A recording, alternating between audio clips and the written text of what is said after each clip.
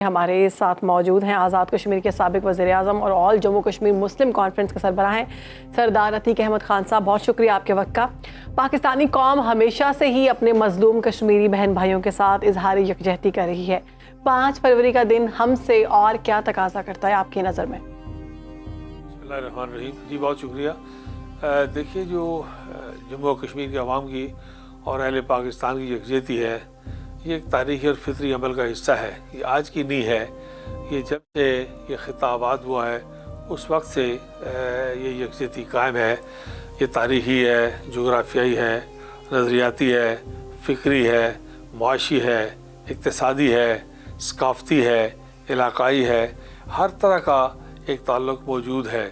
اس لیے یہ یکجہتی ہمیں اس بات کا تقاضا کرتی ہے، ہم سے اس بات کا تقاضا کرتی ہے کہ اس یکجہتی کو خراب کرنے کے لیے جو قوتیں سرگرم عمل ہیں اور اس یکجہتی کو متاثر کرنے کے لیے، اسے کمزور کرنے کے لیے جو قوتیں متحرک ہیں ان کا راستہ روکا جائے اور اس یکجہتی کو مزید مضبوط سے مضبوط تر کیا جائے اور نئی نسل کو اس کی اہمیت سے آگاہ کیا جائے تاکہ اس یکجہتی کے عمل میں کوئی کریکس نہ آئے، کوئی شگاف نہ پڑے، کوئی دراڑ نہ پڑے اور یہ یکجہتی اس وقت تک جاری رہے جب تک سارا متنازع کشمیر، مقبوضہ جموں کا کشمیر آزاد ہو کر پاکستان میں شامل نہیں ہو جاتا اور تحریک علاقے پاکستان جو ہے، جو بنیادی طور پر تحریک تکمیل پاکستان ہے، وہ اپنے منطقی انجام تک نہیں پہنچتی. اس وقت تک اس کے تمام تقاضے کچھ موجود ہیں اور کچھ وقت کے ساتھ ساتھ پیدا ہوتے رہتے ہیں. سردار صاحب یہ بھی جاننا چاہتے ہیں ہم کہ مودی سرکار کی دہشت گردی سب کے سامنے ہے اور پھر بھارتی سپریم کورٹ کا جو 22 ڈیسیجن آیا وہ بھی سب کے سامنے ہے، تو مسئلہ کشمیر کو لے کر اب ہمارے پاس کیا آپشن ہے؟ آپشن بہت سارے. اس میں کوئی شک نہیں کہ نریندر مودی کا ہندوستان جو ہے وہ خالصتاً انتہا پسندوں کا ہندوستان بن گیا ہے. وہ سیکولر ہندوستان نہیں رہا. وہ مہاتما گاندھی کا اور مولانا ابوالکلام آزاد کا ہندوستان نہیں رہا، بلکہ جواہر لال نہرو کا اور اندرا گاندھی کا ہندوستان نہیں رہا، بلکہ یہ جو ہے انتہا پسندوں کا، دہشت گردوں کا، قاتلوں کا اور وحشت اور بربریت کرنے والوں کا، بابری مسجد گرانے والوں کا، سکھوں کو قتل کرنے والوں کا، عیسائیوں کو پریشان کرنے والوں کا، مسلمانوں کا گجرات میں قتل عام کرنے والوں کا اور منی پور میں اور باقی جگہوں پہ باقی جتنے بھی مذاہب وہاں آباد ہیں، جتنے طبقات آباد ہیں، سب کو انتہائی پریشان کرنے والا ہندوستان ہے. تو اس